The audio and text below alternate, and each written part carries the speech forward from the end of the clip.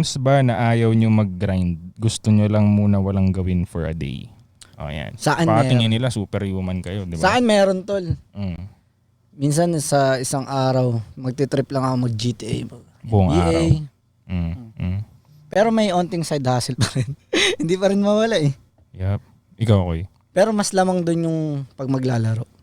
May araw na ganun. Na puro laro lang, no? Okay. Gotcha. Ngayon, medyo mas nasa Wala trip na. kong mag-hustle ngayon. Pero before ng itong week na to, month na to, lagi ako nakakaramdam. Parang mas gusto ko yun, yung walang gawin. Sarap, no? Pag nakikita ko nanonood ng Netflix yung mga babae, naiingit ako sa kanila eh. Kasi Netflix lang itong mga to. Nagawa na nila lahat ng trabaho nila. Ako dami ko pang gagawin. Time, alam mo yun, basta namimiss ko mag-Netflix tuloy. Ang tagal ko nang di nakakapag-Netflix, man. Tagal na. Ikaw mo nakakapag-Netflix ka pa eh, no? Ako actually dito, araw-araw akong may gusto akong part ng araw na wala akong gagawin. Parang araw-araw yun para sa akin. Dapat may ganun akong oras. Yun na nga eh, meron siyang ganun tol. May at least 1 hour siya na kaya niyang kung ano lang gawin niya. Hindi ko mahanapan ng ganun. Gusto ko sanang... Pero yung ginagawa mo na yun, may natututunan ka pa, di ba? Usually nag-ano pa ako ng self-improvement. Yun yung chill ko. Haslin pa rin yun Oo, para sa akin eh. hustling pa rin yan ko eh. Parang, Part pa rin. oo nga, Yung sabagay. tipo talaga. Pero nakaupo ka lang kasi. Yung tipong walang kang ma-absorb to. O yung tipong pwede mong hindi paganahin yung utak mo ba? Lilipas lang yung araw. Parang Yun. ganun. Kaya rin, laro ka ng... Ako, ganun lang Pero ako. gusto ko maglaro. Pero so far, hindi ko pa nagagawa. Wala pa. Wala nga akong TV. Buti ka pang may TV. Yun nga, may nagtanong nga dito sa akin, bakit daw hindi ako nanonood ng TV? Kasi may nakakita nga nung setup namin sa bahay, walang TV talaga. Ang tagal ko nang walang TV talaga tol eh. Wala. So, bakit hindi ako nanonood ng TV? Kasi una, parang hindi siya para sa akin eh. Parang wala akong makita doon na parang nakakatulong sa akin ba. Wala akong mapanood doon. Parang ganun. Nung bata ako siguro, pero nung tutututo na ako. Di ba ano ba yung kotse na yung, ewan ko, Ferrari ba yun? Lamborghini? Parang tinanong sila bakit wala silang commercial sa TV. Lamborghini ba yun? Sabi nila kaya wala silang commercial sa TV kasi yung target market nila hindi nanonood ng TV. Yep. So yung mga mayayaman na yun, hindi nanonood ng TV. Yeah. 'Di ba? Oh, doon pa lang mapapaisip ka, oh shit, hindi nanonood ng TV itong mga to. Tsaka ang hirap pa sa TV, hindi mo kontrolado yung content eh. Oo. Kung ano yung masaktuhan mo doon, yun na yun. Pati oras nga, hindi mo makakontrol ko. Sa totoo lang tol, pag habang yung patalino ka ng patalino, yung pa-sharp ka ng pa-sharp, magigets mo talaga na hindi ka para manood ng TV.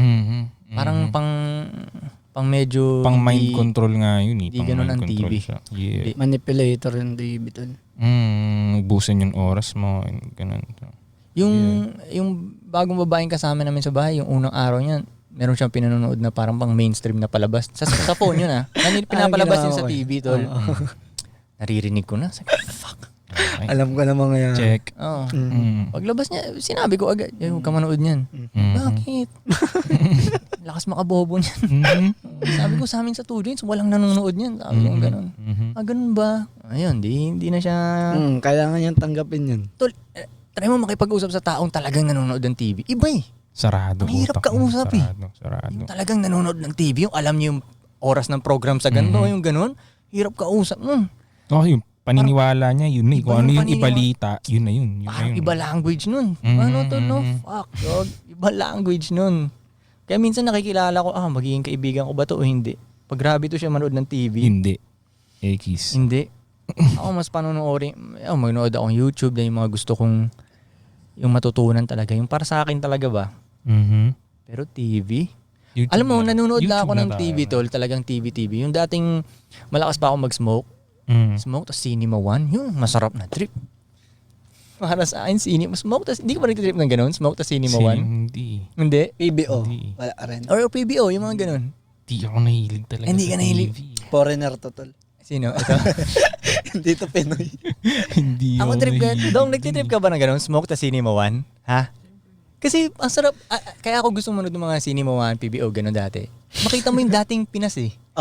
Yun ang gusto ko nakikita, yung dating Pinas, yung mayaman pa yung Pinas, tol. Mayaman. Natutuwa ako dun. Hindi dahil sa mga storya. Parang ang sarap lang, tapos ang lakas ng tama mo. Oh shit, ang ganda sa Pinas dati. Action at comedy ka lang din, Tol, Koy. pansinin mo ang mga palabas ng unang panahon na malalaman mo talaga naghihirap na ang Pinas eh. Kasi? Kaya rin noong unang panahon, may role sa movie na pulis.